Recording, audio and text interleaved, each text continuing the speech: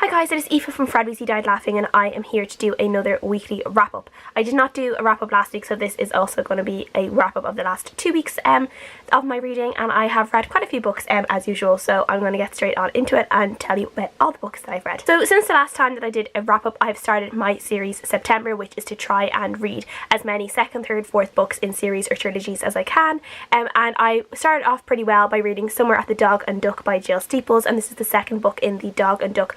I'm not sure whether it's going to be a trilogy or a series, but there's only 2 books out at the moment, so this is the second book. The first book is called Winter at the Dog and Duck, and this is just a really cute contemporary novel about these people in this like little English village called Little Leighton, and we are following a girl called Ellie who in the first book was struggling with whether she wanted to go back to London to work this like really high pressure job or if she was happy to stay in the village, and we are seeing her with the decisions that she made at the end of Winter at the Dog and Duck. We are seeing how she's coping in summer.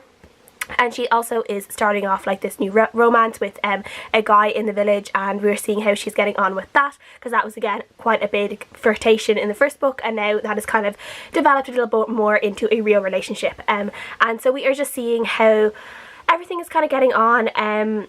It is just like really fun and quirky and charming and cute, and it's just one of those ones where like you are reading it not just for the main character but for all the characters around them, for the village, just for the atmosphere it brings. It's just always so lovely and nice, and it's the type of like little English village that you would just want to move to and live in the idyllic countryside life, and it's just really, really nice, and I really enjoyed my reading of it. I didn't enjoy this one as much as I enjoy Winter at the Dog and Duck, but I still did very much enjoy it. I thought some of the stuff that did happen were a little bit predictive. Like I could really tell like halfway through what was going to happen at the end, or a twist at the end. I knew it was coming for like so long, so when everyone else was shocked in the book, like I obviously wasn't as a reader, because I was like, yeah, like as soon as anything like that is mentioned in any kind of contemporary, you always know what's going to happen, and that's exactly what it did.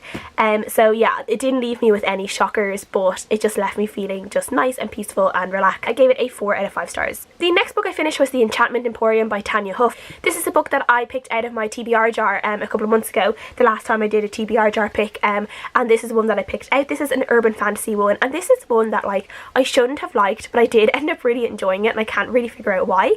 This is about a girl called Alicia Gale, and she is part of this family. They're kind of like the Gale sisters or the Gale aunties, and she's part of this like really large family of, I guess, witches is the best thing to describe them as, and there's all these matriarchs who are all her aunties, her mother and her aunties, and they all have children who are normally daughters. There's very few males in the line. There's normally a lot of daughters, and all the daughters are all very powerful, but there always has to be a male in the line to kind of be head of the family and like secure their place somewhere. Like they always need a male to basically anchor them to a place. So Alicia is trying to deal with her brother. Everyone is predicting her brother is going to be this next male who's going to be the leader of the family. She doesn't really know what she's doing yet, and then she ends up getting a letter from her gran, who is like is away from all the rest of the family. It's a little bit of like a black sheep, and the letter basically says, if you're getting this, I am probably dead. And she has to go to this other city, and she has to take control of her granny's little kind of, it's like a little kind of junk shop, trinket shop kind of thing, and she ends up figuring out that there's like a whole bunch of stuff happening in this city, and she has to figure out what is going on, if her gran is really dead, if she just mysteriously disappeared, where the hell is she, and she's also trying to deal with being able to do this on her own and not having the horde of aunties come and try and help out, which could ultimately make things even worse. So yeah, it's kind of hard to explain, but like it was just really enjoyable, and like it was just really like there's like so many like really strong female characters in this, which I loved, and even though like the head of these family has to be male to anchor them in place, it's very like obvious that the real head of the family is all the women, and it's the group of women as a whole. There's not just one woman who's like the head of the family. It's like the group of older women, and it's kind of like the older they get, the more powerful they get, and I really like that symbolism for women who are aging, because I feel like aging women aren't always represented that well in pop culture and books or movies or anything. So to have this book where the older a woman gets, the more powerful and scary she is, I really enjoyed that. This book is also quite sex positive. The whole thing is that like they all seem to be cousins, but they also all kind of seem to sleep together, but they're not like real cousins. They're just like, I think they're like 3rd, 4th, 5th cousins once removed or something. So they're not like super duper close, but they are still kind of sleeping together, which is a little bit weird. But you kind of just like get over that after a while, and there is a nice love interest who's not a cousin, so that's okay.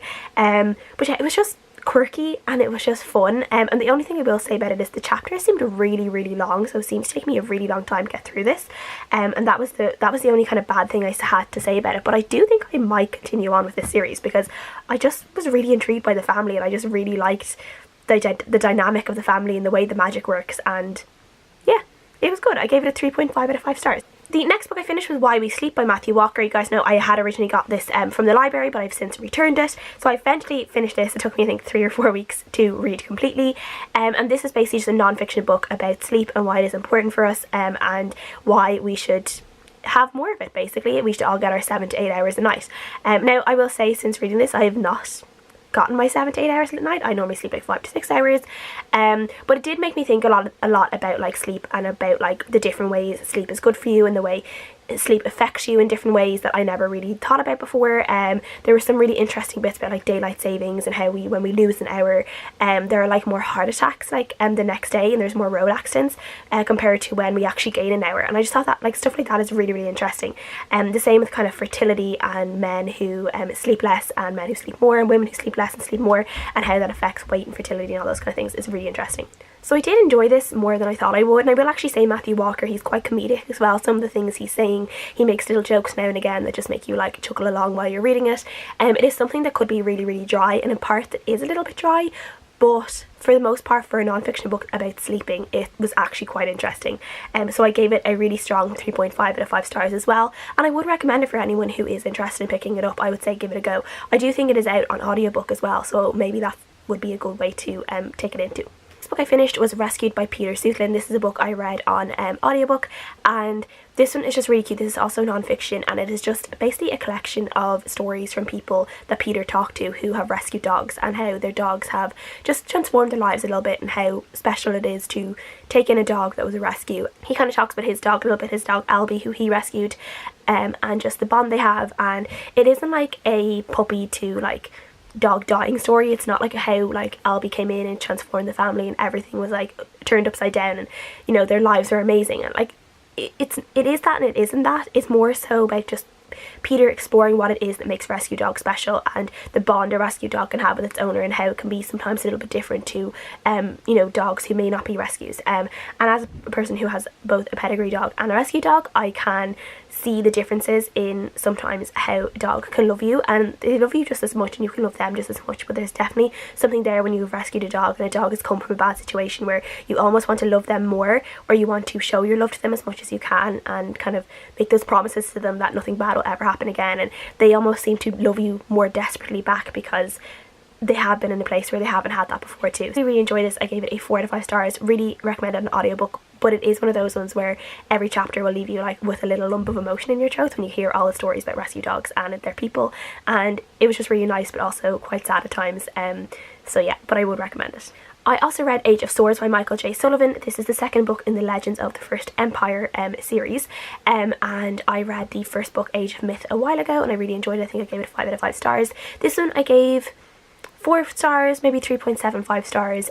This is just continuing on. This is a world where there are elves who are thought of as gods by the people, and in this book it's kind of like where the human people are figuring out the elves aren't actually gods, that they can be killed, and they don't have to basically put up with them treating them like shit all the time, and we are coming up to a war between the humans and the elves. So we have the elvish race, we have some elves who are good, who aren't really like that bad, we have elves who are bad, we have the humans, we have been introduced to dwarves in this one, we have also been introduced to giants. There's just loads of all these magical races living together, and it is really interesting. I wasn't as entranced with this book as I was with the first one. I found it a little bit longer to get through. I just wasn't as fixed on the story. I'm not really sure why.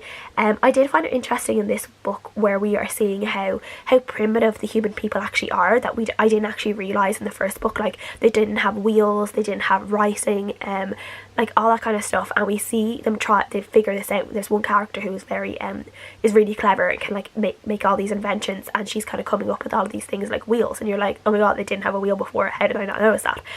So I really thought that was quite interesting. I will continue on with this series because I do really enjoy the world and I enjoy a majority of the characters. It's just a pity this one didn't quite grip me as much as the first one, so I gave it a as I said, 3.75/4 stars. Also finished Tomi Reichental's Holocaust Story by Eithne and Massey. This is kind of an abridged version of Tomi Reichental's A Boy in Belsen, which is about his, basically, when he was a little boy and he was brought to the Belsen Holocaust camp, concentration camp.